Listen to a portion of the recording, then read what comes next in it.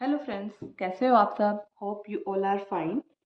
HTET 2023 PGT chemistry के लिए preparation कर रहे थे।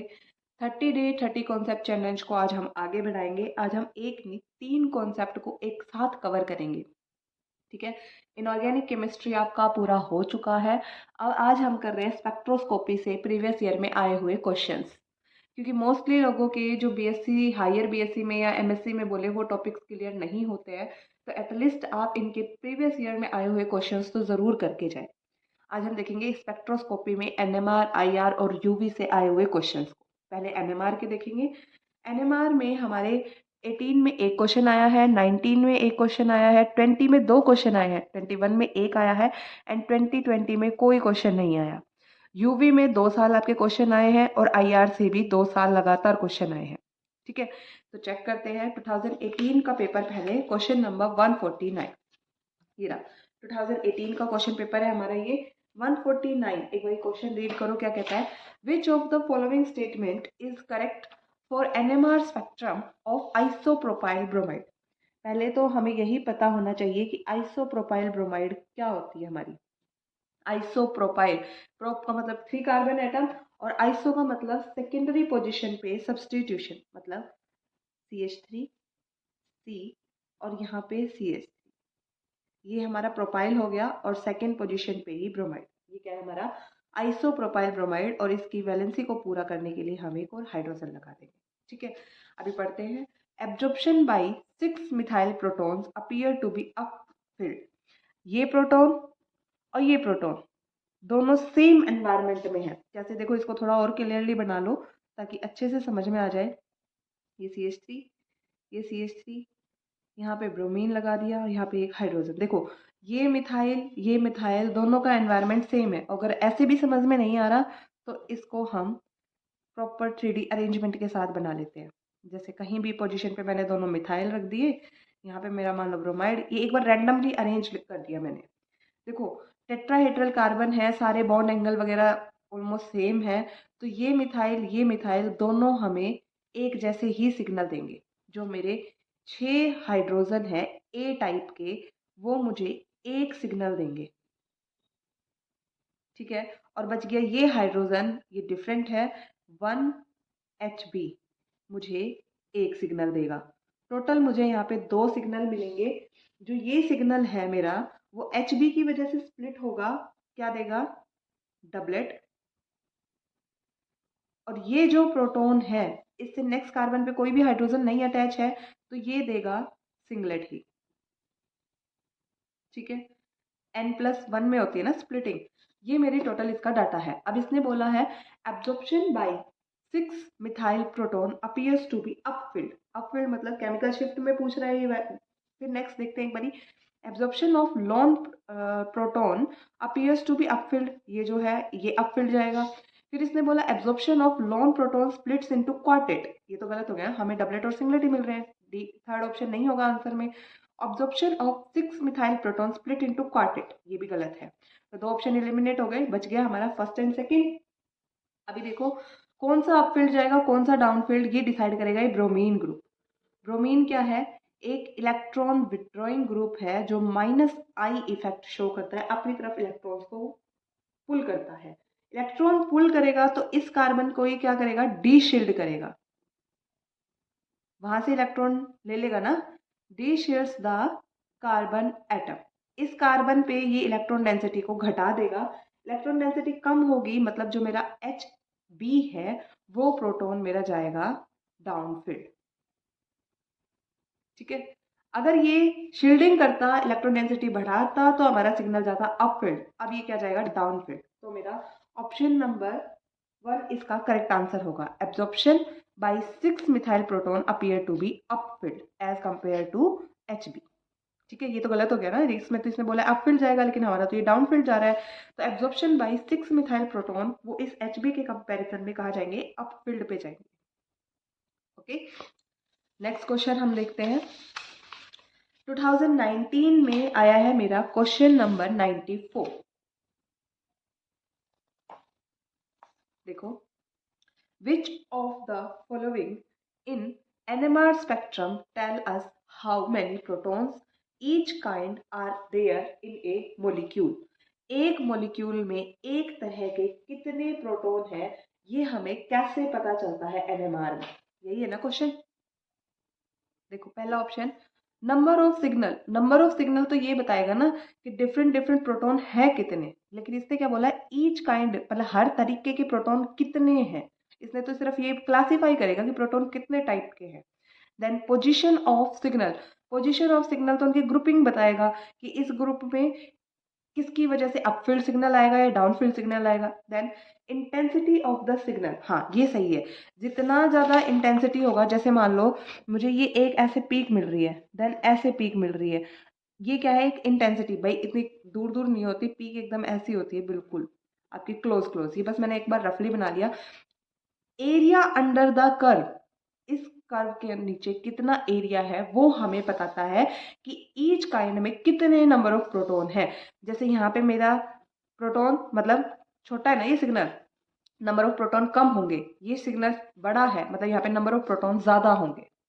ओके, सो मेरा ऑप्शन नंबर थर्ड इसका करेक्ट आंसर होगा।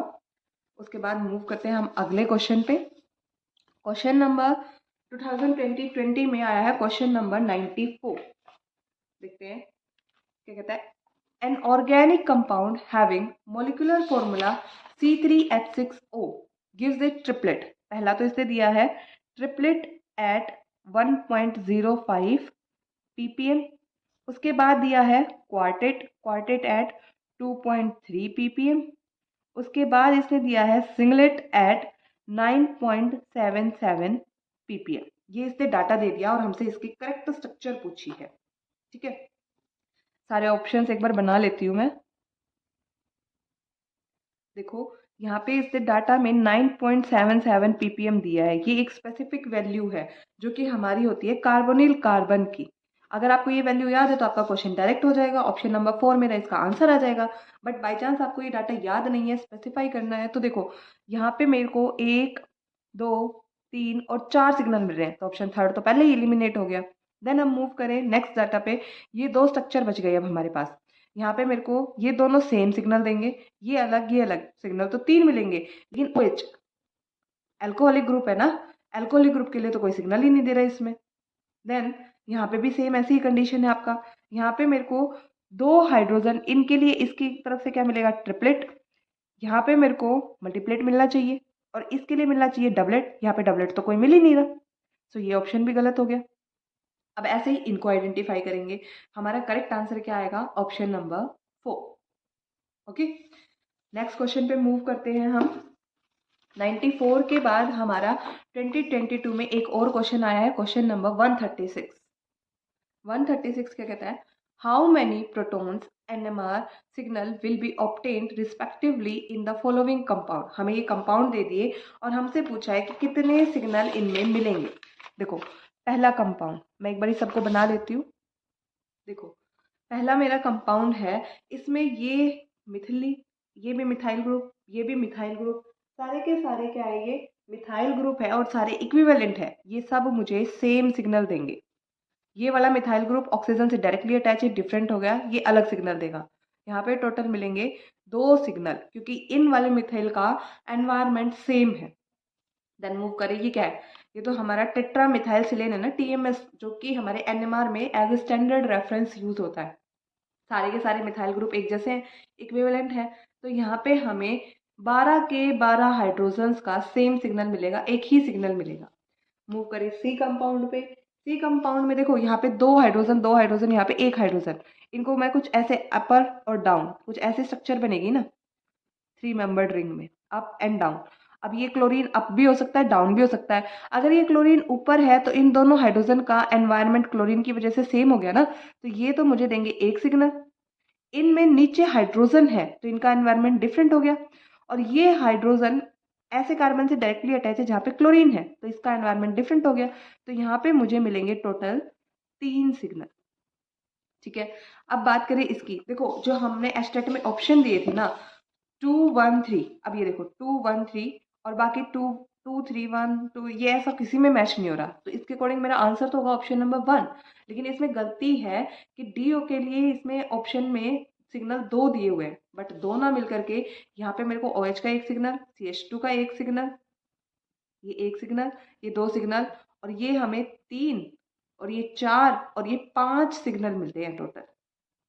ऑर्थो हाइड्रोजन्स का अलग सिग्नल, मेटा का अलग और पैरा का अलग मिलता है। टोटल 5 सिग्नल मिलते हैं, but according to the option जाएंगे तो हम ऑप्शन नंबर 1 को ही टिक करेंगे। ओके, अगले क्वेश्चन पे मूव करते हैं। 2022 में ही हमारे 2 ही क्वेश्चन आए थे। देन मूव करें 21 में आया है मेरा एक क्वेश्चन नंबर 108। NMR से बता रही हूँ मैं, एक क्वेश्चन आया है, बाकी तो ये IR का है। 108 क्या कहता है? The number of NMR signal produced by dichloropropane. 108 dichloropropane, propane बनाओ, 1 2 3 कार्बन, और फर्स्ट पोजीशन पे और सेकंड पोजीशन पे हमारा क्लोरीन ग्रुप लगा है। बाकी की वैलेंसी को पूरा कर देते हैं। यहाँ पे ये हाइड्रोजन, इसमें पूछा है कि टोटल नंबर ऑफ सिग्नल कितने मिलेंगे। ये मिथाइल प्रोटोन एक सिग्नल देंगे, ये दूसरा सिग्नल देगा, ये हमें थर्ड एंड फोर्थ, टोटल मुझे यहाँ पे मिलेंगे 4 सिग्नल। अब ये ऐसा क्यों किया? ये इसलिए किया क्योंकि ये जो हमारा कार्बन है ये एक कायरल सेंटर है। यहाँ पे देखो, एक हाइड्रोजन, एक मिथाइल ग्रुप, एक क्लोरीन, और ये पूरा ग्रुप, डिफरेंट ग्रुप जुड़े हैं। ये क्या है? कायरल सेंटर है, या फिर बोले इनेंशियोमेरिक कार्बन है, जिसकी वजह से हमें ये कार्बन पे जितने भी हाइड्रोजन अटैच होंगे वो अलग अलग सिग्नल देंगे हमें। इस वजह से यहाँ पे हमें 4 सिग्नल मिलेंगे। कायरल कार्बन है ये हमारा, ठीक है। ये दोनों हाइड्रोजन डाइस्टीरियोटॉपिक हाइड्रोजन बन जाएंगे। जैसे अगर मान लो इस एक को मैं रिप्लेस करूंगी इस ग्रुप के साथ, तो आइदर वो इस क्लोरीन के सिस होगा या ट्रांस होगा पोजीशन पे, तो ये डाइस्टीरियोटॉपिक कार्बन बन जाएगा। इसलिए ये दोनों कार्बन क्या होंगे? डिफरेंट सिग्नल देंगे हमें दोनों हाइड्रोजन का। सो ऑप्शन नंबर 3 इसका करेक्ट आंसर होगा। आगे मूव करते हैं हम। NMR के क्वेश्चन हमारे कंप्लीट होते हैं। इसके बाद हम देखते हैं UV से हमारे 2 क्वेश्चन आए हैं, लेकिन दोनों में बस ऑप्शन में थोड़ा सा वेरिएशन है, बाकी क्वेश्चन सेम है। अभी देखते हैं इनको। Question number 97, shift of the absorption maximum towards shorter wavelength is called. ये UV स्पेक्ट्रोस्कोपी का क्वेश्चन है। क्वेश्चन नंबर 97 क्या कह रहा है कि किस तरफ शिफ्ट होगा। भाई एक ग्राफ बनाते हैं हम, यूवी में पढ़ा होगा आपने।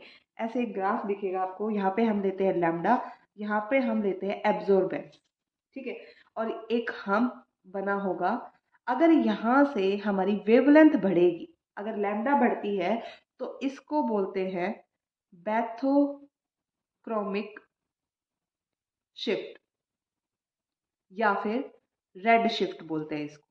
अगर वेवलेंथ मेरी घटेगी, कम होगी, तो इसको बोलते हैं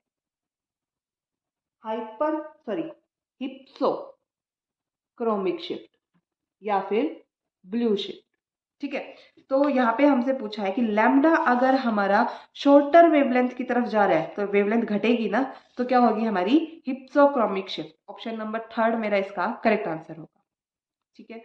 अगला क्वेश्चन देखते हैं। यूवी से नेक्स्ट क्वेश्चन आया 2022, क्वेश्चन नंबर 116। कॉन्सेप्ट सेम है। देखो, on increasing the pH phenol show which of the following shift in UV spectra. Phenol क्या होता है? बेंजीन रिंग के साथ OH अटैच है। इसने क्या बोला है? अगर हम इसकी पीएच को बढ़ा दें, पीएच इंक्रीज करना मतलब बेसिक एनवायरनमेंट देंगे, तो ये एसिडिक हाइड्रोजन को एब्स्ट्रैक्ट कर लेगा। एसिडिक हाइड्रोजन एब्स्ट्रैक्ट करके ये मेरा बन जाएगा क्या? Phenoxide ion. फिनॉक्साइड आयन ये रेजोनेंसली ज्यादा स्टेबल है, रेजोनेंसली मोर स्टेबल। स्टेबल ज्यादा है मतलब एनर्जी क्या है? एनर्जी डिक्रीज होगी। स्टेबिलिटी इंक्रीज होती है तो एनर्जी डिक्रीज करती है ना। एनर्जी डिक्रीज होगी, ये इनवर्सली प्रोपोर्शनल है, तो लैम्डा मेरा इंक्रीज करेगा, राइट। लैम्डा बढ़ेगा तो इंक्रीजिंग वेवलेंथ मतलब बैथोक्रोमिक शिफ्ट की तरफ मेरा ये शिफ्ट करेगा। बैथोक्रोमिक शिफ्ट या फिर उसको बोले रेड शिफ्ट, मतलब option number A and option number D कौन से में है? ये 3 मेरा इसका करेक्ट आंसर हो जाएगा। 116 ऑप्शन नंबर 3 करेक्ट आंसर होगा। ओके, नेक्स्ट मूव करते हैं हम यूवी से हमारे 2 ही क्वेश्चन आए हैं प्रीवियस ईयर में।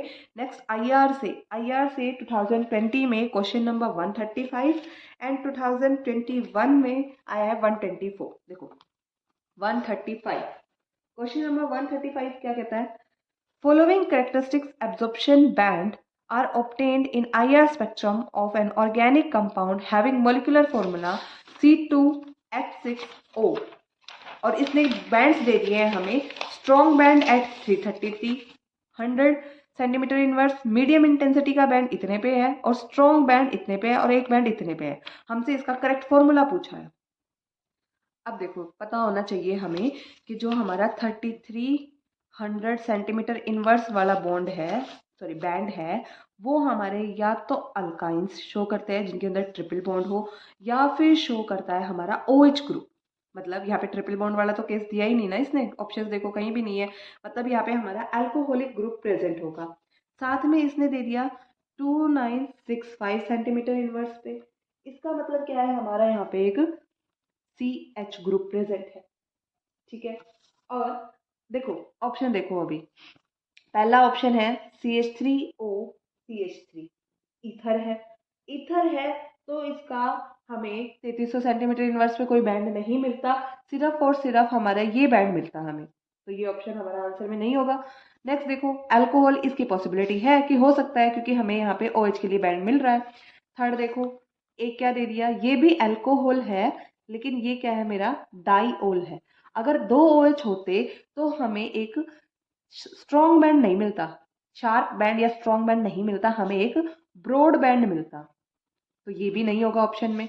थर्ड पॉजिटिव चार्ज दिया है इसके ऊपर, लेकिन हमारे IR में कटायंस वगैरह के लिए तो कोई डाटा ही नहीं है, सो मेरा ऑप्शन नंबर सेकंड इसका क्या है करेक्ट आंसर। कटायन या पॉजिटिव चार्ज के लिए IR हमें स्पेक्ट्रम नहीं देता, तो ऑप्शन नंबर 1 हमारा इसका करेक्ट आंसर होगा।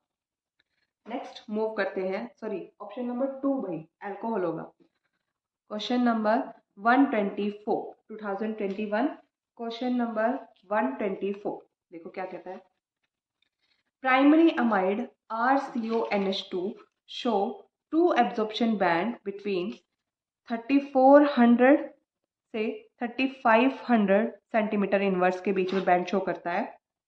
On treating with P2O5 the compound form, ये बहुत अच्छा क्वेश्चन दिया है, इसमें आपके मिक्स कर दिए रिएक्शन भी, ये क्वेश्चन आपका एक्सट्रीम लेवल का है थोड़ा। 124 के कहते हैं हमें रिएक्शन करानी है किसकी, अमाइड की, ये कह रहे हैं ना, प्राइमरी अमाइड ले लिया, RCONH2 की रिएक्शन करानी है हमें P2O5 के साथ।